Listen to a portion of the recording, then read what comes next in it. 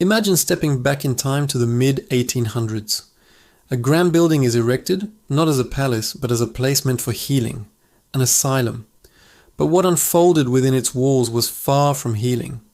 This institution, at its peak, crammed over 2,600 souls into spaces designed for a fraction of that number.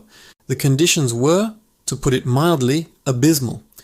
Overcrowding, neglect, and misunderstood treatments created an atmosphere thick with desperation and anguish. The sheer scale of human suffering that saturated this location over decades is almost impossible to comprehend. It's said that intense emotion, especially pain on such a massive scale, can leave an indelible stain on a place, like a scar on the very fabric of reality. This isn't just a place with a sad history. It's a place where that history feels palpably present. Visitors and paranormal investigators who dare to walk these decaying halls don't just report seeing the typical apparitions of former patients or staff. They speak of something else, something far more unsettling. They talk about shadows, not just the regular kind cast by a flickering light, but shadows that move with a life of their own, shadows that seem to have depth and intention. They are often described as shadow people, figures that are purely dark, lacking any discernible features, light, or reflection. They are voids in the shape of a person, yet many who encounter them feel they aren't human at all. What are these entities? The theory that circulates among those who study the paranormal is a chilling one. It's believed that these non-human entities are drawn to locations of extreme, concentrated suffering. Think of it like a beacon. The immense emotional and spiritual energy released by thousands of tormented individuals over nearly a century acted as a powerful lure attracting things from elsewhere. These beings are said to feed on negative energy, thriving in environments saturated with fear, sadness, and pain. The asylum, therefore, wasn't just a home for the mentally ill.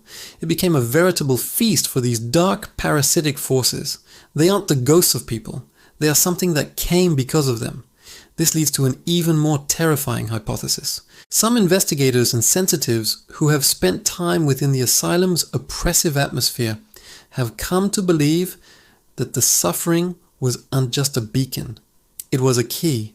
They proposed that the collective agony was so profound that it weakened the veil between our world and another darker dimension. They believe a portal was torn open within the asylum's walls, a direct gateway for these demonic or shadow-like entities to cross over into our plane of existence. The building, in this view, is no longer just haunted. It's an active and ongoing site of paranormal intrusion, a tear in the skin of our reality. The shadow figures aren't just lingering spirits. They are visitors who never left. For those brave enough, or perhaps foolish enough, to visit this place, there's a common piece of advice, a whispered warning passed from one explorer to the next. Be careful where you look. Don't stare too long into the deep, dark corners of the hallways. Don't fix your gaze on that patch of blackness that seems just a little too dark, that shadow that doesn't quite match its source. The warning is simple but profound. If you stare into the shadows, something might just stare back. And if it does, it won't be human. It won't be a lost soul. It will be something ancient, something hungry, and something that has been waiting in the darkness for a very, very long time. Thank you so much for joining me on this dive into the darkness.